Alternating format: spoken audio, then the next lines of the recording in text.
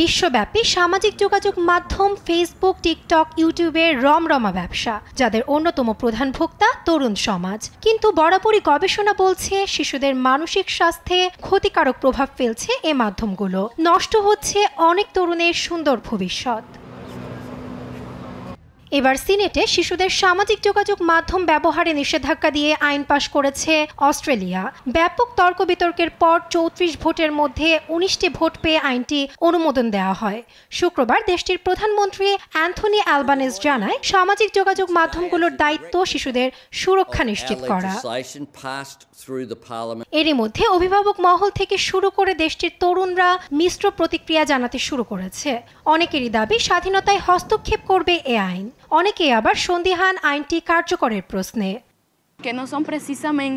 এটা সত্যিই যে সামাজিক মাধ্যমে এমন অনেক কন্টেন্ট আছে যেগুলো শিশুদের দেখা উচিত না, কিন্তু তা সত্ত্বেও আমার মনে হয় এই পদক্ষেপ একটু বেশিই কঠিন। এটা সীমাবদ্ধ করে দিচ্ছে আমরা কি দেখব, এমনকি ভালো কিছু আমরা সামাজিক মাধ্যমে দেখতে পারবো না। যদিও বাসিন্দাদের দাবি এ বিষয়ে হস্তক্ষেপের প্রয়োজন ছিল না সরকারের, বরং এটিকে অভিভাবকের দায়িত্ব বলছেন তারা। কিন্তু অনেক বাবা মাই খুশি এমন আইন পাশে।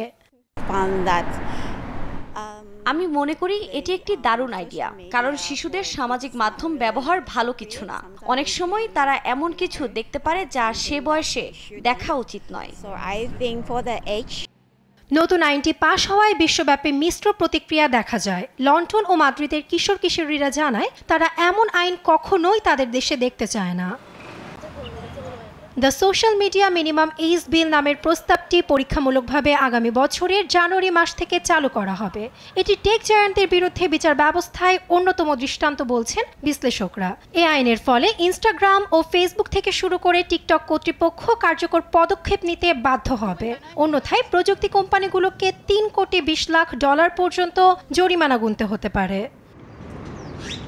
এই আইনে কোন কোন মাধ্যম বন্ধ করা হবে তা এখনো নির্দিষ্ট করেনি দেশটির প্রশাসন। তবে এক কর্মকর্তা জানান, স্ন্যাপচ্যাট, টিকটক, ফেসবুক, ইনস্টাগ্রাম ও এক্সে নিষেধাজ্ঞা দেওয়া হবে। গেমিং ও মেসেজিং প্ল্যাটফর্মগুলো এর বাইরে থাকবে। নাসরিন আক্তার, নিউজ ডেস্ক, দেশ টিভি।